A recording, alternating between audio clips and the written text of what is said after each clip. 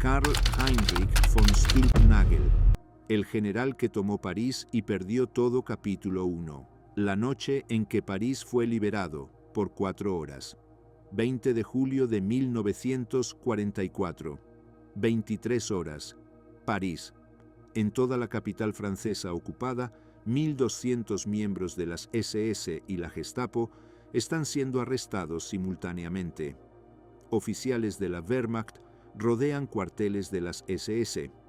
Tropas alemanas toman posiciones en edificios clave. Las sedes de la policía secreta nazi son aseguradas. Los líderes de las SS son sacados de sus oficinas, de sus casas, de sus camas y llevados a prisión. París, la ciudad ocupada, está siendo liberada. No por los aliados, que aún están a cientos de kilómetros de distancia luchando en Normandía, sino por el propio ejército alemán volteándose contra las SS. El hombre que ordena todo esto es el general Karl Heinrich von Stülpnagel, comandante militar de Francia ocupada, alto, delgado, con 55 años, monoclo característico, porte de aristócrata prusiano, veterano de 2 guerras mundiales, brillante estratega militar, administrador respetado y conspirador contra Adolf Hitler. Stülpnagel acaba de recibir órdenes del Wendler-Block en Berlín, activar la operación Valkyria. Hitler está muerto. Las SS han intentado un golpe. El ejército debe restaurar el orden. Stülpnagel, a diferencia de comandantes en otras partes de Alemania que vacilan, no duda ni un segundo. Él sabe exactamente qué hacer, porque ha estado preparándose para este momento durante meses.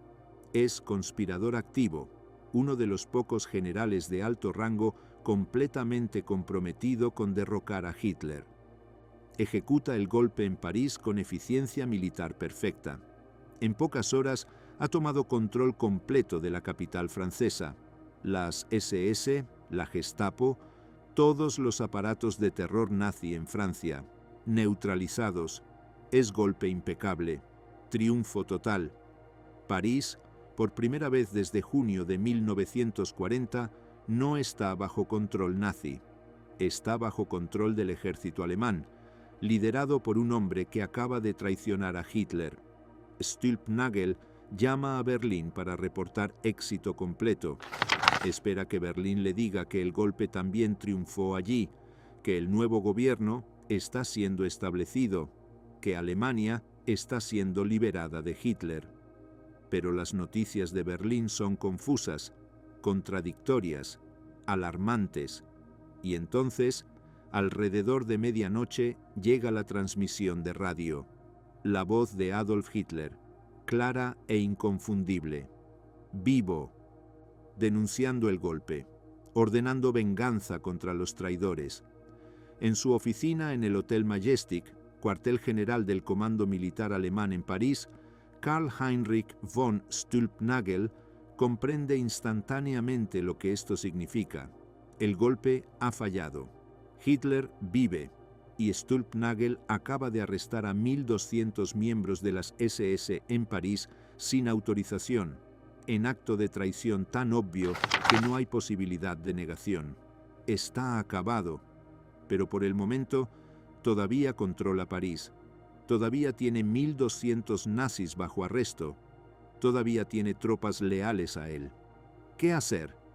Algunos de sus oficiales sugieren continuar, mantener París independiente, negociar con los aliados que avanzan, convertir Francia en zona libre del control nazi. Es fantasía. Los aliados no negociarán. Hitler enviará fuerzas masivas para retomar París. Y cada hora que Stülpnagel mantenga el golpe en París, solo empeora su inevitable destino. Con profunda tristeza, Stülpnagel ordena liberar a los arrestados. 1.200 miembros de las SS salen de prisión, confusos, furiosos, pero libres. El golpe en París, que había triunfado completamente, es revertido, como si nunca hubiera ocurrido, excepto que todos saben que ocurrió. Las SS saben quién los arrestó. Berlín sabe que Stülpnagel ejecutó valquirias sin autorización real. La Gestapo sabe que tiene traidor de alto rango en París. En la mañana del 21 de julio, Stülpnagel recibe llamada de Berlín. El mariscal de campo von Kluge, su superior, le ordena regresar a Alemania inmediatamente para consultas. Stülpnagel sabe lo que esto significa. No son consultas, es arresto, tortura, juicio farsa, ejecución. Tiene dos opciones: huir o enfrentar el destino. Karl Heinrich von Stülpnagel, general prusiano educado en códigos de honor, elige una tercera opción. Va a enfrentar su destino, pero no dará a los nazis el placer de torturarlo, humillarlo públicamente, ejecutarlo como criminal. Tomará control de su propia muerte. Lo que sigue es una de las tragedias más dolorosas de toda la conspiración del 20 de julio. Una historia de honor, desesperación, fracaso incluso en el suicidio y finalmente muerte después de meses de sufrimiento. Esta es la historia de Karl Heinrich von Stülpnagel, el general que tomó París en una noche, el conspirador que ejecutó el único golpe completamente exitoso del 20 de julio, y el hombre cuyo intento de suicidio falló de la manera más horrible posible. Capítulo 2. El soldado formado en dos guerras. Karl Heinrich von Stülpnagel nació el 2 de enero de 1889 en Darmstadt. Su familia era de la nobleza militar prusiana, con generaciones de servicio al Estado. Su padre era general. Su tío, Otto von Stülpnagel, también se convertiría en general prominente. Karl Heinrich creció en ambiente donde el servicio militar no era solo carrera, sino vocación familiar. Ingresó al ejército imperial alemán en 1908, a los 19 años. Fue aceptado en regimiento de infantería de élite.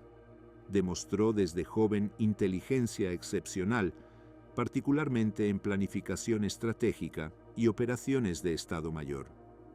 Cuando la Primera Guerra Mundial estalló en 1914, Stülpnagel tenía 25 años.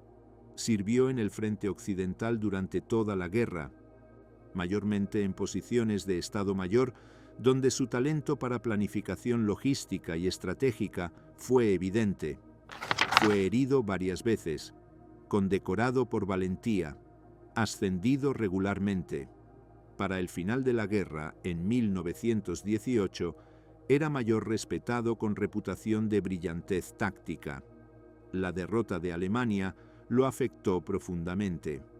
Como tantos oficiales de su generación, la humillación de Versalles, la pérdida territorial, las reparaciones, todo alimentó resentimiento y deseo de restauración nacional. En los años de Weimar, Stülpnagel permaneció en el Reichswehr reducido. Era uno de los 4.000 oficiales permitidos bajo Versalles. La selección era rigurosa, solo los mejores permanecían. Durante los años 20 y principios de los 30, Stülpnagel se estableció como uno de los principales pensadores estratégicos del ejército alemán. Escribió sobre doctrina militar, enseñó en academias de guerra, planificó hipotéticas campañas futuras, se casó y tuvo familia. Por fuera era oficial profesional convencional, dedicado, competente, políticamente neutral. Cuando Hitler tomó el poder en 1933, Stülpnagel observó con ambivalencia típica del establishment militar conservador. Los nazis eran vulgares, pero prometían rearmarse, desafiar Versalles, restaurar poder alemán. Inicialmente, Stülpnagel colaboró profesionalmente. Cuando Hitler comenzó el rearme masivo violando Versalles, Stülpnagel participó en la planificación. Era su trabajo como oficial de Estado Mayor. Pero ya para mediados de los años 30, Stülpnagel comenzaba a tener dudas serias. La interferencia de Hitler en asuntos militares, las políticas raciales cada vez más extremas, la brutalidad de las SS, la incompetencia de muchos líderes nazis promovidos por lealtad partidaria sobre competencia profesional. En 1938, durante la crisis de los Sudetes, Stülpnagel estuvo involucrado en planificación preliminar de golpe militar contra Hitler. Un grupo de generales, liderado por Ludwig Beck, planeaba arrestar a Hitler si ordenaba invasión de Checoslovaquia. El plan era que guerra con potencias occidentales sería desastrosa. Si Hitler insistía en ella, el ejército intervendría para salvar a Alemania. Pero cuando Gran Bretaña y Francia cedieron en Múnich, dando a Hitler los Sudetes sin guerra, el golpe fue abortado. Hitler pareció vindicado. Los generales que habían dudado parecían cobardes. Stülpnagel aprendió lección importante.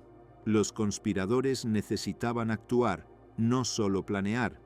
Las oportunidades perdidas no volvían. Cuando la guerra comenzó en 1939, Stülpnagel participó en planificación de la campaña de Polonia. Vio las primeras atrocidades de las SS, protestó formalmente ante superiores sobre masacres de civiles, fue ignorado. En 1940 participó en planificación de la campaña de Francia. Victoria apabullante que estableció su reputación como uno de los planificadores militares más brillantes de Alemania. En 1941 fue nombrado comandante militar de Francia ocupada. Era posición de inmenso poder, responsable de toda la administración militar en Francia, de mantener orden, de coordinar con autoridades francesas, de gestionar recursos. Y fue en esta posición donde Karl Heinrich von Stülpnagel se transformó de crítico interno en conspirador activo contra Hitler. Capítulo 3. El gobernador que conspiró desde París como comandante militar de Francia, ocupada desde febrero de 1942, Stülpnagel tenía responsabilidades inmensas y cierta autonomía de Berlín. Francia no era frente activo, era territorio ocupado que necesitaba ser administrado. Stülpnagel tenía que balancear demandas nazis de explotación económica con realidades de mantener orden y evitar resistencia francesa masiva. Stülpnagel se ganó reputación de ser relativamente moderado comparado con administradores nazis en territorios orientales. No era humanitario, pero era pragmático. Entendía que brutalidad excesiva creaba más problemas de los que resolvía. Pero la moderación de Stülpnagel era relativa. Bajo su comando, Francia fue explotada económicamente.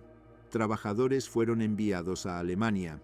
Recursos fueron confiscados, y aunque intentó limitar algunas de las políticas más extremas, las deportaciones de judíos franceses a campos de exterminio ocurrieron bajo su jurisdicción. Esta es complejidad moral que marca a Stülpnagel como a tantos conspiradores.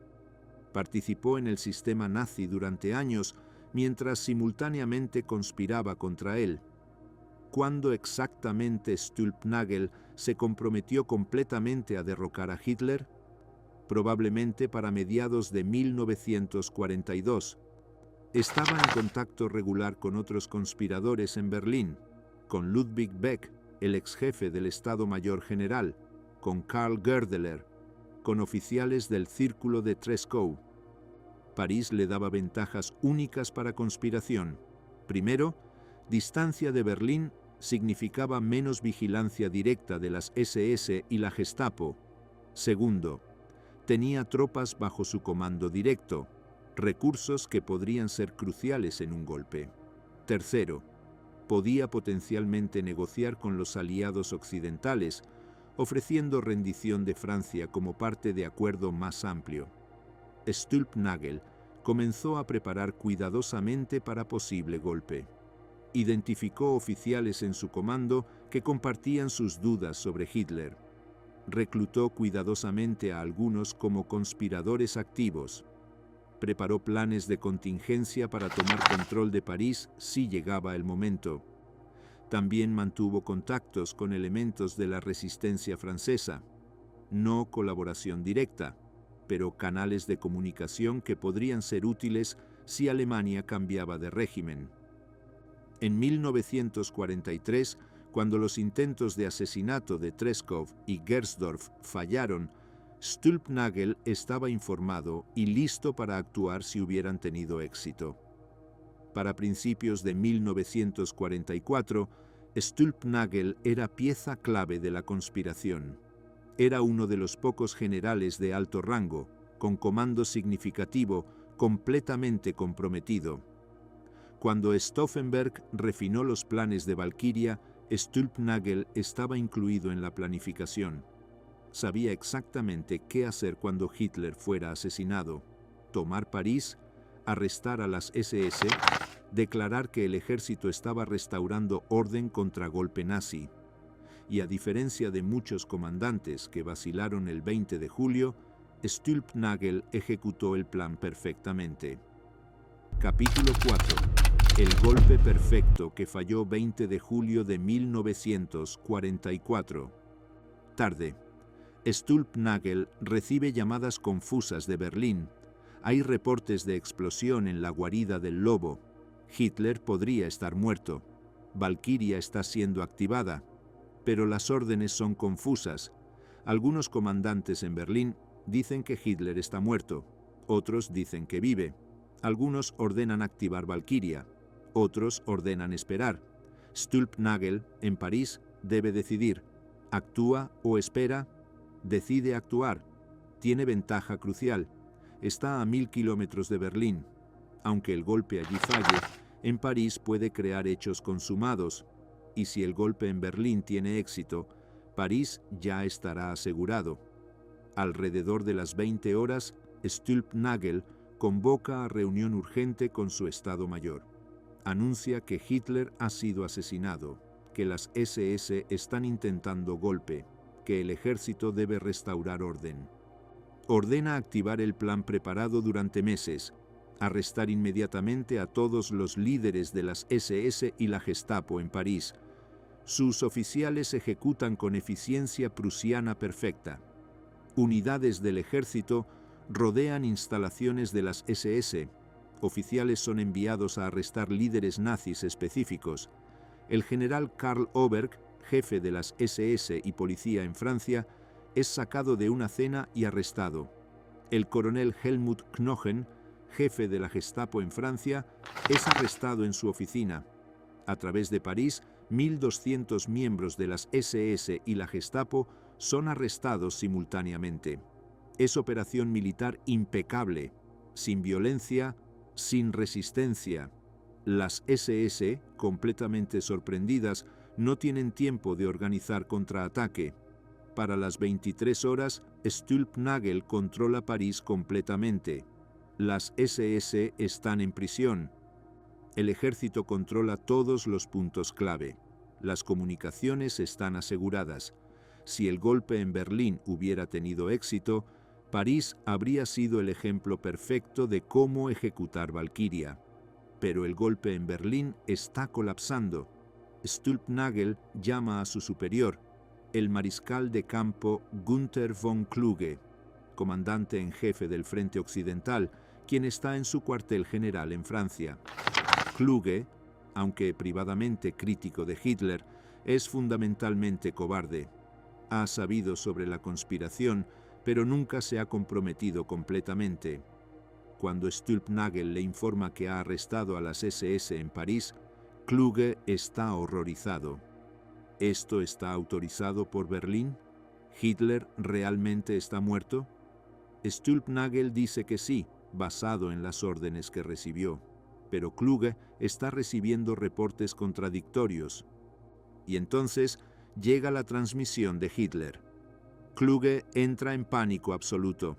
Ordena a Stülpnagel liberar inmediatamente a todos los arrestados, revertir todo, fingir que fue malentendido.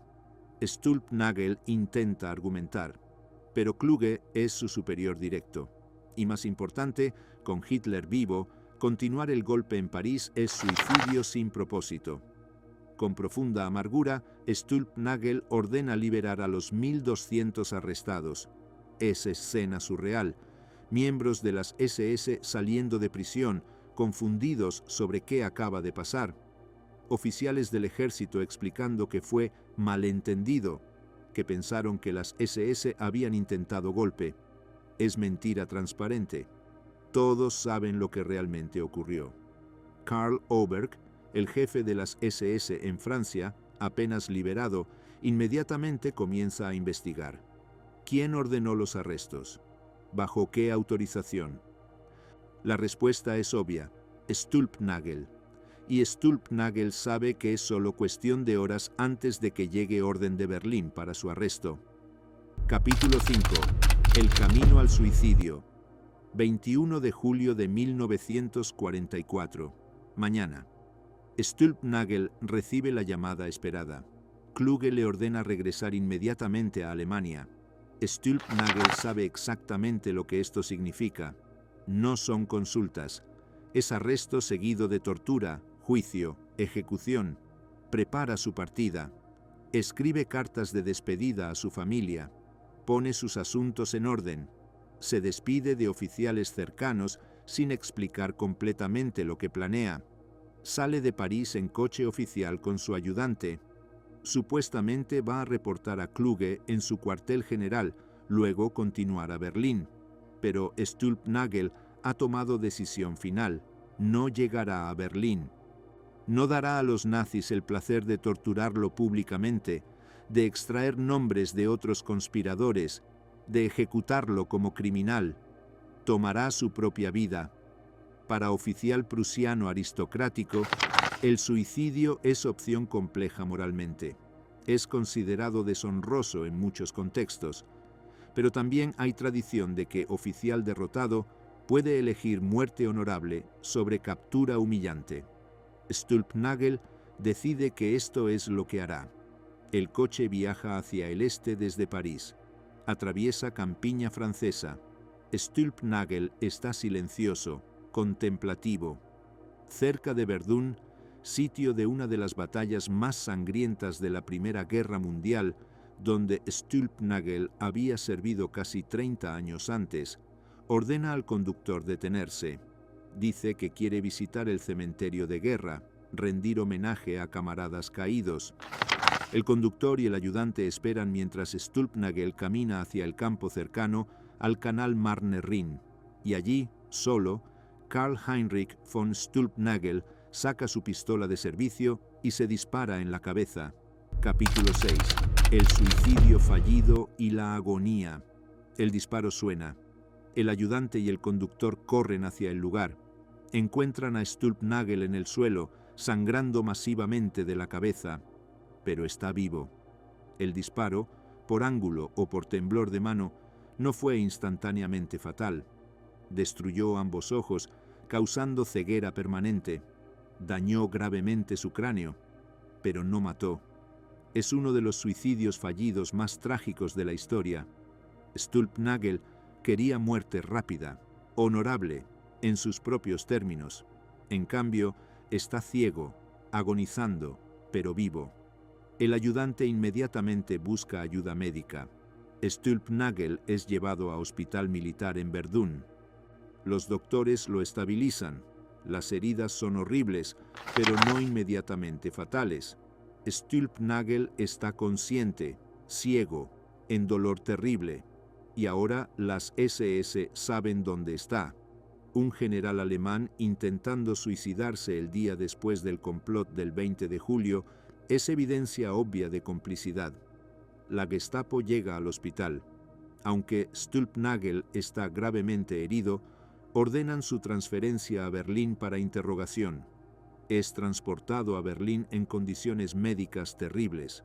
Ciego, con heridas de bala en la cabeza, en dolor constante. En Berlín es llevado a hospital bajo guardia de la Gestapo. Mientras se recupera suficientemente para ser interrogado, la investigación del 20 de julio continúa. Otros conspiradores son arrestados, torturados, algunos ejecutados sumariamente como Stauffenberg. Otros son llevados ante el Tribunal del Pueblo. Stülpnagel, durante semanas, permanece en hospital, ciego, sufriendo, esperando. Bajo interrogación, Stülpnagel eventualmente admite su participación en la conspiración. Está ciego, en dolor terrible, sin esperanza de escape. Proporciona información, aunque intenta proteger a algunos conspiradores cuya participación no era aún conocida.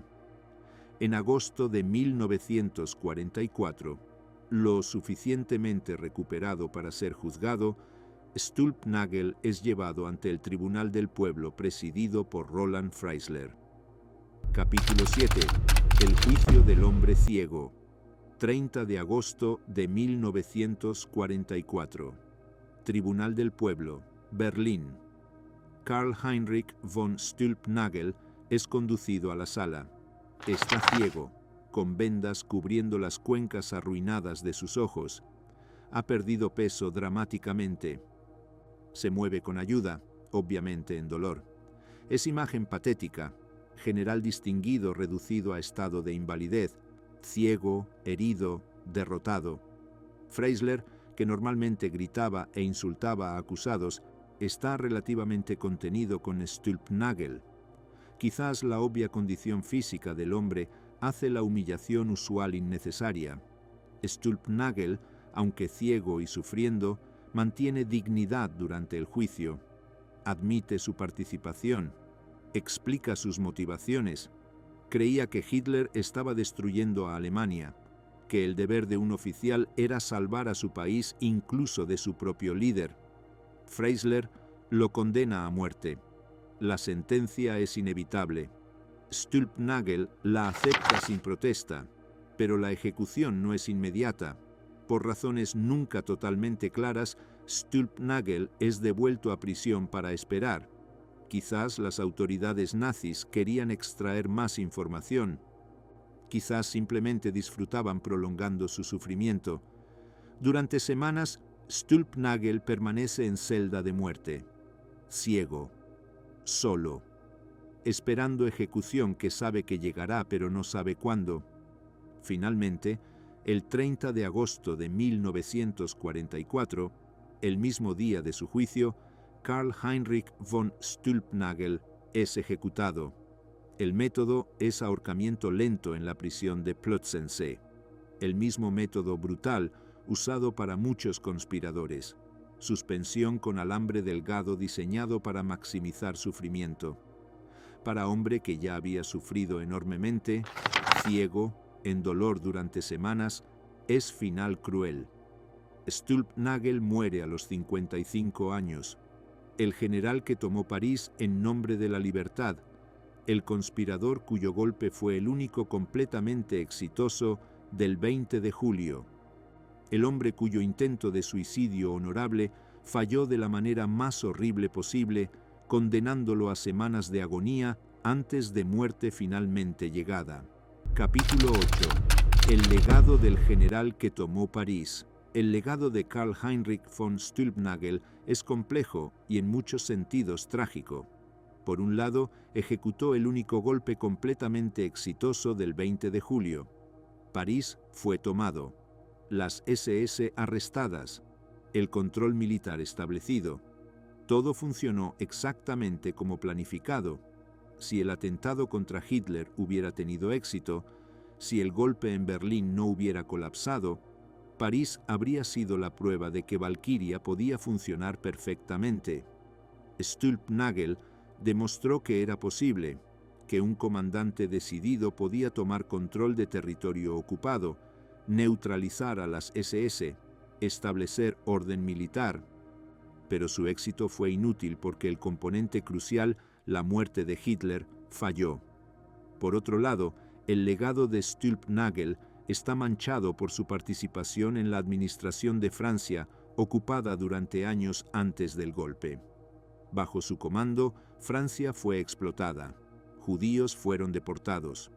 Aunque Stülpnagel intentó moderar algunas políticas extremas, su moderación era solo relativa al horror absoluto de territorios orientales. Esta es complejidad moral que marca a muchos conspiradores del 20 de julio. No eran santos que siempre se opusieron. Fueron hombres que participaron en el sistema nazi, que se beneficiaron de él, que facilitaron sus políticas antes de finalmente volverse contra él.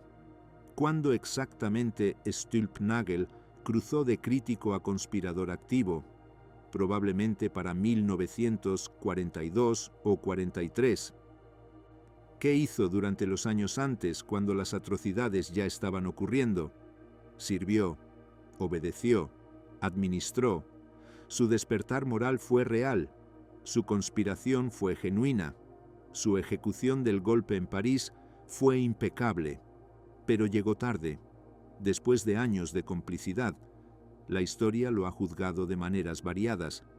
En la Alemania de posguerra es honrado como parte de la resistencia del 20 de julio. Hay calles nombradas en su honor. Memorial en Plötzensee, donde fue ejecutado.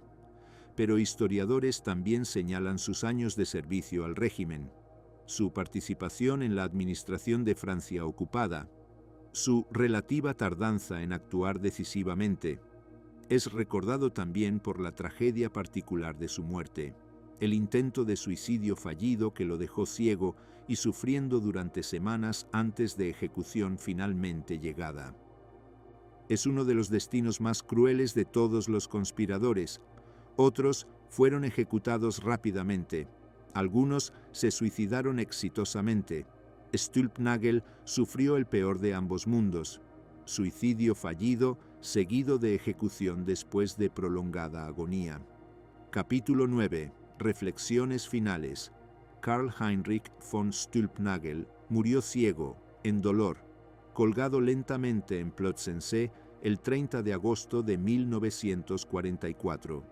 Su vida fue de privilegio aristocrático, brillante carrera militar en 2 guerras mundiales, ascenso a posición de poder, años de complicidad con régimen nazi, despertar moral tardío, conspiración arriesgada, ejecución perfecta de golpe en París y finalmente tragedia personal terrible.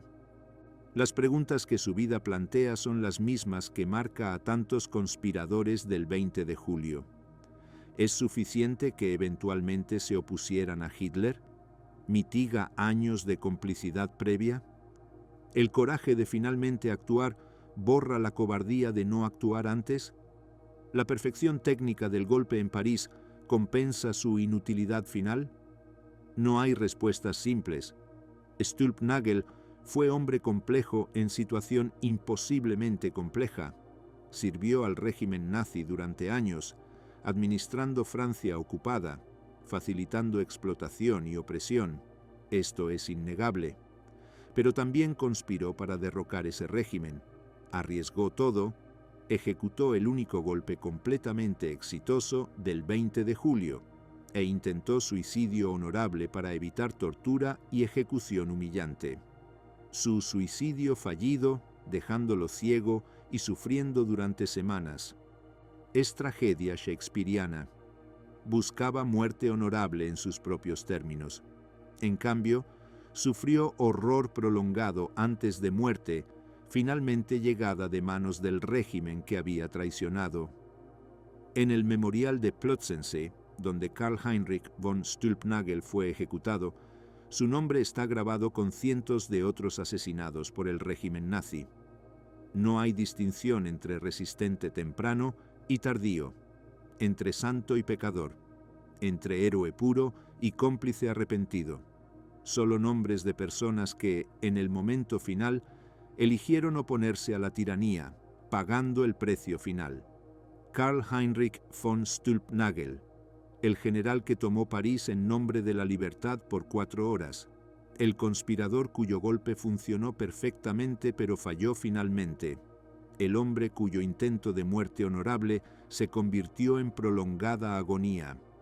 Su vida no ofrece lecciones simples, no proporciona heroísmo sin mancha, no permite juicio fácil, pero ofrece algo quizás más valioso: recordatorio de complejidad moral humana bajo tiranía, de que personas imperfectas pueden eventualmente hacer cosas correctas, de que el arrepentimiento, aunque tardío, es mejor que ningún arrepentimiento, y de que el coraje de actuar finalmente, aunque llegue tarde, aunque falle, aunque termine en tragedia, es preferible a la cobardía de nunca actuar en absoluto. En ese campo cerca de Verdún, donde Stulpnagel se disparó buscando muerte honorable, hay ahora pequeña placa recordando el evento. No glorifica, no condena, simplemente registra. Aquí un general alemán intentó escapar de las consecuencias de haber traicionado a Hitler para salvar a Alemania. Falló en el suicidio, falló en salvar a Alemania, pero intentó ambos. Y en el balance final de la historia, quizás intentar es suficiente para ser recordado, si no como héroe sin mancha, al menos como hombre que finalmente eligió bien sobre mal, libertad sobre tiranía, conciencia sobre obediencia, aunque le costara todo. Fin.